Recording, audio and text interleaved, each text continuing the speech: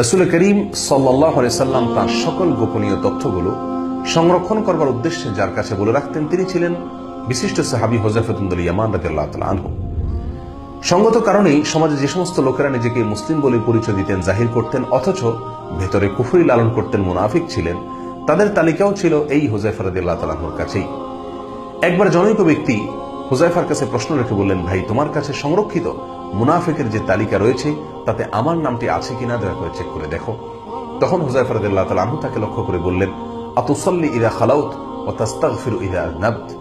তুমি কি যখন নির্জনে থাকো, একাকী থাকো, কেউ তোমাকে দেখে না, তখন শুধুমাত্র আল্লাহকে দেখাবার উদ্দেশ্যে, শুধুমাত্র আল্লাহ এবং তোমার মাঝে ভেদ হয়ে রহস্য হয়ে থাকুক এই উদ্দেশ্যে তুমি সালাত আদায় করো কিনা, এবং কোনো ভুল ত্রুটি হয়ে গেলে, কোনো অন্যায় হয়ে গেলে, কোনো গুনাহ হয়ে গেলে, কোনো পাপের কাজ হয়ে গেলে সঙ্গে সঙ্গে তুমি লজ্জিত হয়ে নিজেকে ভৎসনা করে আল্লাহর কাছে ক্ষমা চাও কিনা, মাফ চাও কিনা, ইস্তেগফার করো কিনা। যদি এই দুটি কাজ করো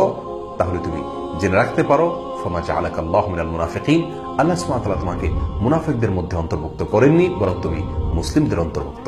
সম্মানিত দর্শক শ্রোতা ভাই বোনেরা, যে কোনো নেকামল এবং যে কোনো ভালো কাজকে